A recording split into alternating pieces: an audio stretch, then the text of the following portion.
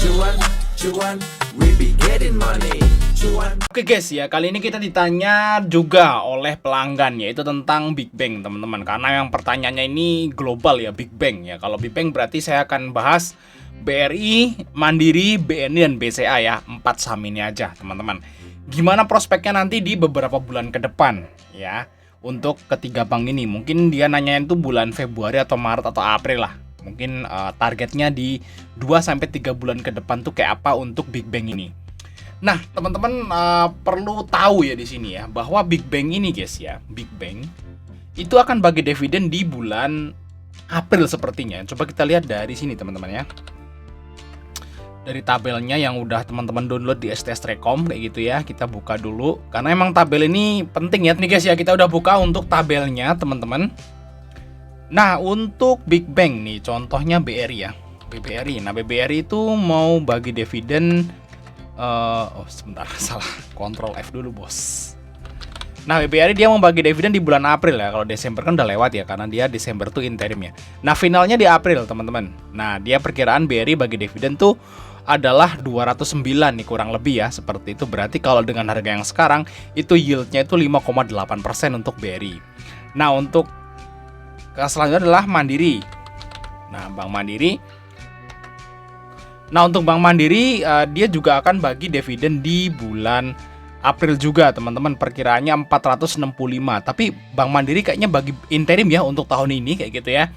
Jadi ini kemungkinan juga akan berkurang karena kalau untuk tahun-tahun sebelumnya memang Bank Mandiri itu nggak pernah bagi interim, guys.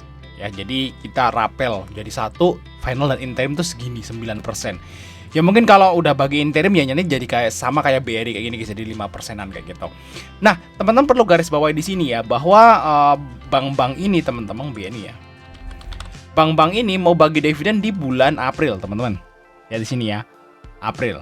Nah, jadi pertanyaan teman yang suruh bahas Big Bang ini adalah bagus, tepat, teman-teman. Karena guys ya, karena kalau kita udah punya tabelnya seperti ini, kita itu bisa curi start guys, curi start. Kalau orang-orang yang nggak punya tabel ini, nanti pasti dia belinya di bulan Maret guys, Maret akhir kalau mau ada berita rups lah.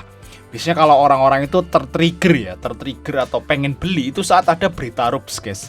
Nah, saat berita rups itu ada di media kayak gitu, di Kompas atau di CNBC kayak gitu, ini Bank Mandiri mau rups atau Bank BRI mau rups, atau kalau orang yang masih punya sahamnya sedikit gitu ya, dia akan dikasih email kayak gitu. Nah, itu biasanya orang-orang akan beli waktu itu guys, waktu berita rups itu disampaikan, karena orang-orang pasti tahu lah ya kalau awal tahun Big Bang ngasih edaran rups itu pasti mau bagi dividen kayak gitu ya, orang pasti tahu kayak gitu. Nah, itu orang akan beli di situ. Nah, kalau teman-teman belinya itu setelah berita rupsnya itu disampaikan, itu kemungkinan malah udah telat teman-teman. Udah naik duluan kayak gitu teman-teman. Nah, jadi yang bener itu adalah belinya tuh sekarang guys, Big Bang itu. Yes. Cicil sekarang ini, Januari ini cicil sekarang. Januari cicil, nanti tunggu aja Februari, Maret. Nah, Maret akhir tuh mulai bergejolak, akan naik sampai ke pembagian dividen nanti. Kayak gitu ya teman-teman. Nah, berarti guys ya, kalau analisa saya teman-teman, Big Bang macam BRI, Mandiri, BNI, dan BCA itu kemungkinan Maret April itu akan naik ya. Nah, kita akan coba analisa kira-kira naiknya sampai mana nih untuk si masing-masing bank ini. Kalau harga wajarnya kita udah hitung ya beberapa minggu yang lalu, itu masih sama karena memang belum rilis laporan keuangan. Kalau harga wajar itu akan berubah kalau dia udah rilis laporan keuangan guys, karena ini masih kita hitung juga di kuartal 3, ini juga masih kuartal 3 ya. Kuartal 4-nya belum rilis kayak gitu. Nanti kalau udah rilis kuartal 4 baru tuh kita bikin analisa harga wajarnya lagi. Nah, kita lihat di sini teman untuk BRI. Nah, BRI ini habis bagi interim turun ya, teman-teman. Tapi guys ya, bentar lagi ini akan pembagian ya, payment date. Ini kan di sini ex date ya. Nah, bentar lagi tuh payment date guys untuk BRI. Kita lihat ya BRI ya. BRI. Di sini payment date-nya di tanggal berapa nih? Lumayan ya, 137 rupiah per lembarnya. Di sini akan bagi payment date itu akan dibagikan di tanggal 15 Januari. Nah, mungkin di sini ini akan ada kenaikan, guys. Kenapa? Ya karena orang-orang yang dapat dividen BRI itu pasti minus. Lihat aja chartnya, ya kan? Nah, ini udah hampir bisa dipastikan orang yang dapat dividen BRI itu posisinya lagi floating loss untuk saat ini. Nah, kalau mereka floating loss terus dapat duit, apa? Mau ngapain mereka? Pasti dimasukin lagi, guys. Ya, mungkin hampir semua lah dimasukin lagi. Dividennya nggak terlalu gede. Lagian juga pengen nyimpen dalam jangka panjang, mereka kan masukin lagi. Nah, saat orang-orang itu kayak gitu semua pikirannya, nah iya akan naik sahamnya, guys. Nah, mungkin dalam jangka dekat ini bahkan akan naik nih untuk si BRI, teman-teman. Nah, kalau menurut saya teman-teman untuk BRI ini saat dia itu di dividen final seperti di April di tahun 2025 ini bakal nyentuh ke harga 4.500, guys. Oke, guys, jangan lupa nanti di tanggal 18 Januari STS akan ngadain pelatihan swing pendek STS ya, guys ya. Nah, nanti teman-teman akan dapat rumus ini, rumus saham swingnya. Nih contoh nih ya. Belum lama ini Tekim munculin rumus ya di Sugiono di screener swingnya itu di 7.025, teman-teman. Kalau nggak salah dia munculnya di sekitaran nih, guys, untuk si Tekim ya. Nah, di sekitaran ini, teman-teman. Nah, sekarang harganya udah berapa? 7.400, kan lumayan, dari 7.025 sampai ke 7.400 kan dalam waktu ya semingguan kayak gitu, teman-teman. Nah, jadi teman-teman akan dapat rumusnya ini, guys. Dapat rumusnya, terus gimana cara pakainya ya, biar teman-teman tuh dapat nge-swing ya, screening saham untuk swing jangka pendek, teman-teman ya. Nah, selain dari teman-teman dapat rumusnya ini, teman-teman akan dapat juga rumus cara ngitung harga wajar. Lihat aja video di atas untuk detailnya atau langsung cat aja, guys, di sini untuk booking seat. Jadi kalau menurut saya sih, kalau teman-teman itu uangnya itu nganggur gitu ya, uangnya nganggur gitu, terus ya memang nggak dipakai gitu duitnya, mendingan bisa di hold lah sampai nanti pembagian dividen final nih setelahnya. Kalau menurut saya sih bisa lah ke 44 sampai 45 lah untuk BRI sampai di bulan April nanti, teman-teman. Apakah bisa ke situ?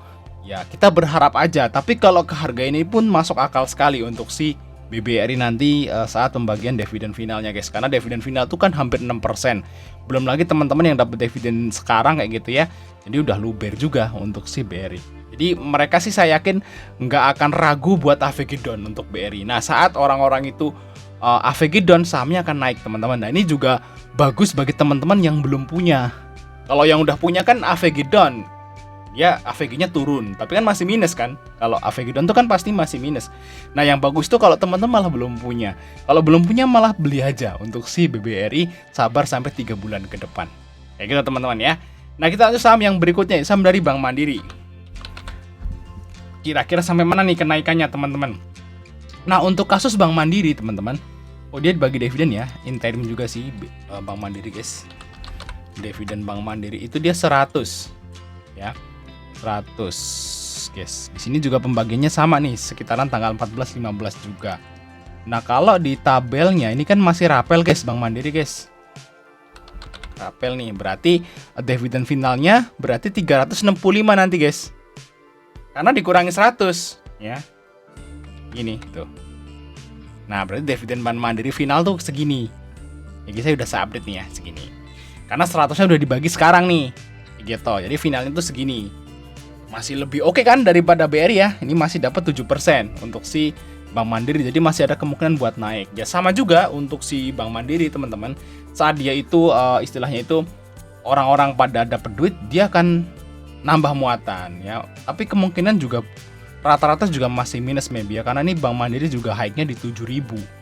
Jadi saya kira juga masih banyak yang minus. Nah, kira-kira targetnya kemana nih sampai nanti dividen final, guys? Nah, kalau Bank Mandiri kemungkinan bisa lah kesini lagi, teman-teman tuh ya, sekitaran 55 kayak gitu, teman-teman. Atau nutup gap di sini, guys. Nah, gitu ya. Ya mungkin ke 5.500 sampai 6.000 lah untuk target dari Bank Mandiri sampai nanti di bulan April, teman-teman ya, di antara ini, teman-teman, untuk si Bank Mandiri. Apakah bisa? Ya semoga aja ya, guys ya, bisa ke situ. Dan kalau di harga ini juga masih oke lah, dividennya masih ngejar lah, dia masih di atas 6% untuk dividen final dari Bank Mandiri. Oke, kita lanjut saham yang ketiga nih, yaitu saham dari BNI, teman-teman. Kalau BNI ini nggak bagi interim sepertinya ya, nggak ya. Jadi BNI masih final, guys, dividennya. Jadi kalau teman-teman yang belum punya barang, itu kalau saran saya itu paling bagus belinya BNI. Kenapa? Kalau yang belum punya ya, kalau teman-teman udah punya BRI atau Mandiri sebelum interim ya oke lah, kalian dapat interim plus dapat final kayak gitu. Tapi kalau kalian yang nggak punya saham Mandiri atau BRI sebelum interim, kan kalian cuma ngarepin yang final doang. Nah, karena udah dibagi interim, finalnya kan jadi berkurang kayak gitu. Nah, kalau Bang BNI masih utuh nih guys. Nah, masih utuh ya.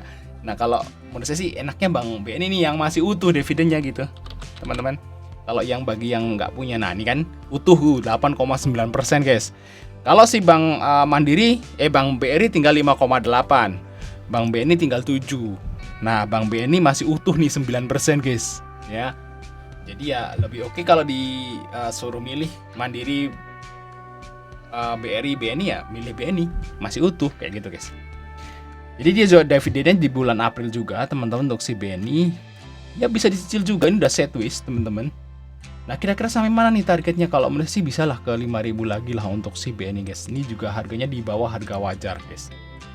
Nah, ini targetnya kalau menurut saya pribadi itu bisalah ke 5.000 sampai nanti di bulan April atau di bagian dividen final nanti untuk si BNI. Karena BNI juga dividennya gede nih karena masih utuh nantinya teman-teman. Oke, kita saham BCA. Nah, kalau BCA ini mungkin teman-teman hanya berharap pada capital gain-nya aja.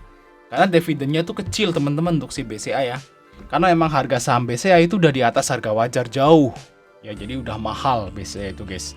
Makanya dia itu dividennya itu kelihatannya kecil.